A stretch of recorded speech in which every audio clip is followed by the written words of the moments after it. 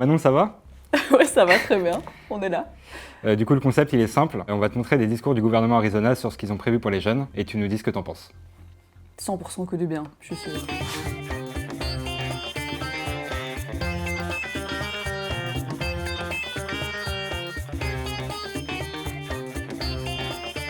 Du coup, tu peux voir, t'as 4 cases devant toi Ok, et tu peux les ouvrir une par une pour découvrir ce qui se cache derrière. ok.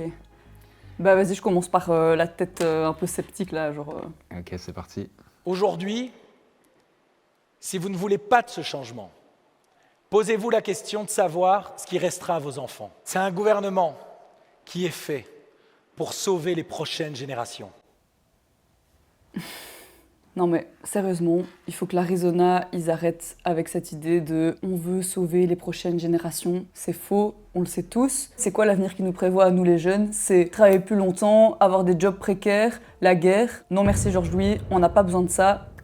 Ciao. Du coup, est-ce que tu as un exemple concret sur le fait que l'Arizona, ils agissent pas vraiment pour les jeunes? Ouais, à fond. Bah tu vois, on parle beaucoup de la réforme des pensions en ce moment. C'est une réforme qui est super injuste. L'idée, c'est que tout le monde travaille plus longtemps pour moins de pension. Tout le monde va être hyper touché par cette réforme-là, mais les jeunes, encore plus. Ceux et celles qui commencent à travailler maintenant à 18 ou 21 ans, c'est eux qui vont être le plus touchés par les mesures de la réforme. Par exemple, le malus pension, il va rentrer entièrement en vigueur que d'ici à 2040. Et certaines attaques qui touchent les fonctionnaires et leurs pensions, là, elles vont entrer entièrement en vigueur que d'ici à 2060. En gros, c'est quand ce sera nous, les jeunes, qui serons en pension, que la réforme qui passe maintenant, elle sera en vigueur. Et donc en fait, c'est nous, les jeunes, qui allons devoir travailler le plus longtemps pour la moins bonne pension. Mais du coup, ce que je comprends pas, c'est que l'Arizona dit précisément que cette réforme, c'est pour sauver les pensions des générations futures. Du coup, c'est quoi le truc?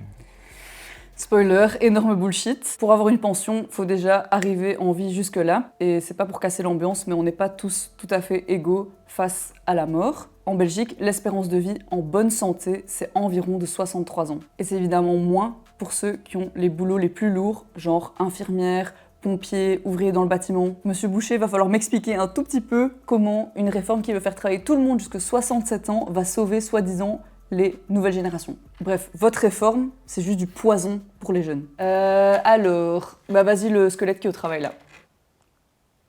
Nous allons faire en sorte Georges-Louis.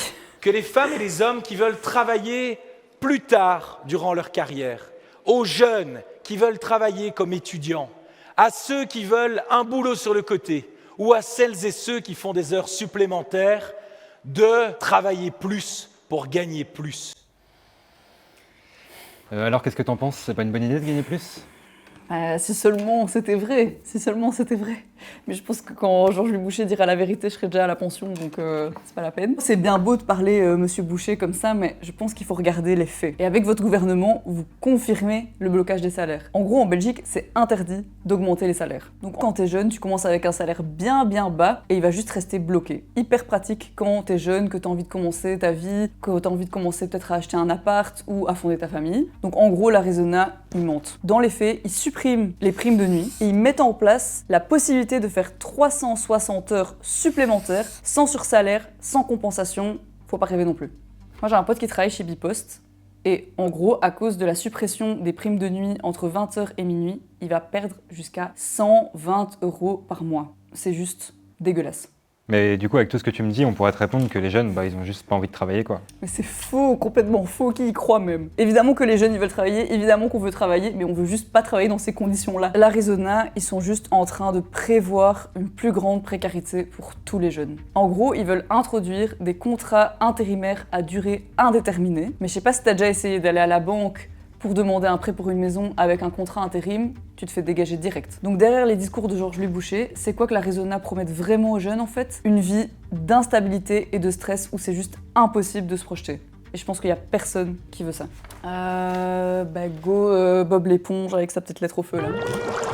Le service militaire volontaire, oui, absolument. Et on va commencer si vite possible pour tous les gens, les jeunes femmes et hommes de 18 ans. Ils vont recevoir une lettre de moi. Ok. Déjà, force à tous les jeunes qui vont recevoir cette lettre de Franken. Je pense que c'est vraiment pas le genre de lettre que tu as envie de recevoir dans ta boîte aux lettres. Mais bon, plus sérieusement, je pense qu'il faut arrêter avec ce discours de militarisation. En Belgique, c'est hyper important. Déjà, pendant des années, ils nous servent le discours qu'il n'y a pas de thunes pour l'éducation, pour les transports publics, pour le climat. Et là, d'un coup, claquement de doigts, des milliards pour la défense. On est où là? Le niveau d'hypocrisie, sérieusement. Puis je sais pas dans quel monde plus d'armes apporte la paix. Sérieusement, faut juste réfléchir 2 secondes, ça va pas du tout. Mais qu'est-ce que t'en penses du service militaire du coup? Bah, du coup, j'imagine que l'idée, c'est de rejoindre l'armée belge pour assurer la paix et la sécurité. Mais si on se pose 2 secondes et qu'on réfléchit, en fait, elle fait quoi, la Belgique, pour la paix? Je rappelle juste au passage que la Belgique, elle est complice d'un génocide qui est en train de se passer maintenant en Palestine, qu'elle prend aucune sanction contre Israël. Donc là, c'est juste un tout petit décalage entre les actes et les paroles. Et au passage, quand on parle de recruter des jeunes dans l'armée, on parle évidemment des jeunes de la classe travailleuse. Toujours là pour faire la chair à canon. Mais les jeunes, ils comprennent très bien tout ça. En Allemagne, juste à côté de chez nous, ils ont aussi décidé d'investir blindé dans la guerre. Sauf qu'il n'y a personne qui veut faire le service militaire là-bas. Sans blague. Mais d'ailleurs, j'ai même entendu que là, certains, ils veulent même organiser des exercices de tir dans les écoles, quoi. C'est lunaire. C'est lunaire, sincèrement. Mais les jeunes d'aujourd'hui, ils veulent juste un avenir, avoir un boulot, avoir leur famille, avoir un appart, voir leurs potes. Ils veulent pas commencer à aller faire la guerre pour un État qui soutient un génocide. Bref, ta lettre, Theo Franken, je pense que les jeunes, ils vont faire la même chose que Bob l'éponge, ils vont la foutre au feu. Mais vas-y, Drake, du coup, hein. L'enfer. Vraiment horrible. Bon, au moins, il y a une femme dans leur gouvernement, ce qui n'est pas le cas aujourd'hui, donc voilà, une femme à l'avant-plan. Mais alors Manon Vidal, première ministre, ça donne quoi pour les jeunes? Bah déjà, Gims comme hymne national, en fait. Non mais sérieusement, moi je veux pas du tout être Premier ministre, les gars. Mais par contre, je pose une question, c'est dans quel genre de société qu'on a envie de construire notre vie? Est-ce que c'est une société où on travaille jusqu'à la mort, avec des emplois de merde, avec comme seule perspective la guerre? Ou est-ce que c'est une société où les jeunes, ils peuvent juste avoir un emploi de qualité et un minimum de sécurité dans leur vie? Une société où tu peux construire ta vie avec un logement abordable? Tout ça, c'est une question de choix politique. Et ça, les jeunes le savent très bien. Quand on voit la force de toute cette jeunesse qui descend dans les rues, qui manifeste pour la Palestine, aux côtés des syndicats pour nos pensions, ben je me dis que ces jeunes-là, ils ont vraiment le potentiel pour changer la société.